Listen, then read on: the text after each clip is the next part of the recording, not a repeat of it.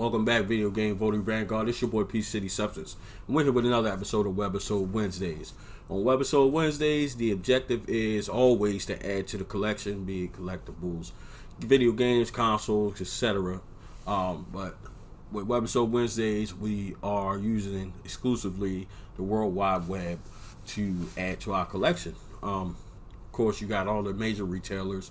Main ones I like to look for because I try to remain thrifty and use common sense and not spend a great deal of money.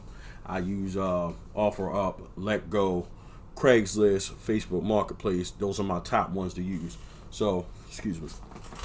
This week, I was on Let Go and I come across a guy. I always negotiate. I never try to settle on the price unless they say they're firm. And at that point, I have to determine whether or not I'm going to spend that amount of money for that particular game or console, whatever the case may be, if I feel like it's worth it or not, see if it's rare, things like that, play a role in that.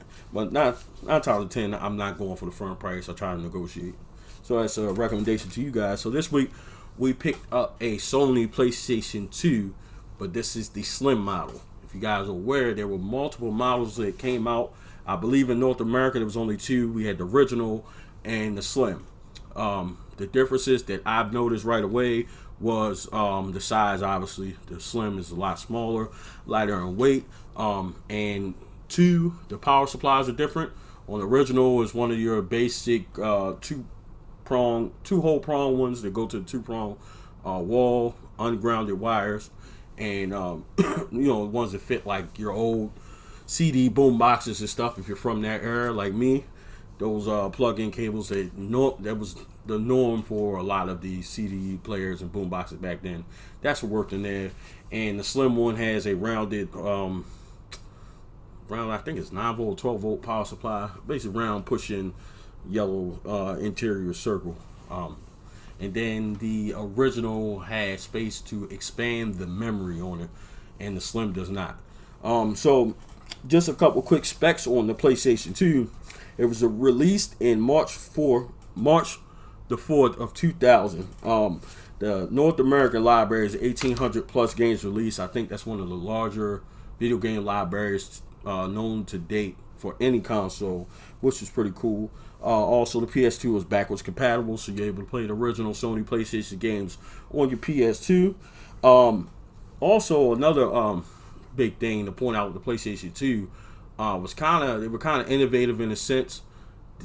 To my understanding, in North America, that was the first video game console to also incorporate a DVD player. And if you talk to a lot of people that are probably 30, 32 and up, they will tell you that was their go-to DVD player because they came out at the time. I think back then, DVD players, number one, was probably the highest video quality that you could get to date, and they were about $100 plus at the time. So if you were in the games and you wanted to watch movies, PlayStation 2, you were able to get both. So that was I believe the very first one to incorporate a DVD player, basically with the console.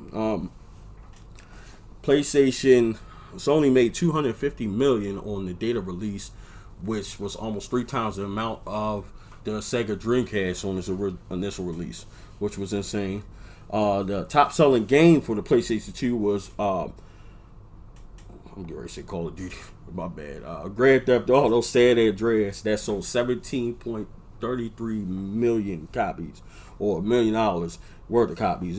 Came with 33 megabytes of RAM, 4 megabytes of video RAM, which is insanely small compared to today's standards. But you got to think that was close to 20 years ago, 18 years ago. So of course it's come a long way. You probably get not less than a terabyte nowadays, but just looking at that spec alone is insane to me. So it was 155 million units sold here in America, and then there was also a couple other models of the PS2 that I just become knowledgeable to. I don't think they came out here in the States. It's something I may be on the lookout for. They had the PlayStation X DVD. It came with a DVR built in and a DVD burner, and you were able to record gameplay, which is insane. So I'll definitely probably be on the lookout for that, because I think that's awesome, and I think it'd be awesome to be able to put some footage on YouTube, whatever other source you have, which is cool. Also, another model that came out was the Sony Bravia KD L22PX300. Now, this is apparently a television. The television incorporated a PS2 console built into the TV, and it also had 4 HDMI ports, and it also was able to export audio up to 1080p. So that sounds awesome. Like nowadays. So I imagine it's probably one of those. I'm gonna do a little more research on it because this is basically on the PlayStation 2. Maybe I'll do a separate episode on that particular TV. But I'm assuming the thinking about it, how it may be set up is maybe it takes the game DVD on the side. You know how some of the TVs had the built-in DVD players. You was able to insert it. I think it has that, and be able to output at 1080p. That's excellent. That would probably look awesome and bring a whole new style and different visuals to the PlayStation 2. So, excuse me, I'm gonna be on the lookout for that. I think that's awesome. That's awesome. I'm glad did a little research. I'm gonna try to do more research on some of this stuff for you guys, give you guys more specs and tips and things like that. So of course you're gonna see the footage, but I'm definitely gonna be on the lookout for that Sony Bravia. That sounds awesome. So that's it for this episode. This is another episode of WEBISODE Wednesdays. This is your boy P City Substance, and this is the Video Game Voter.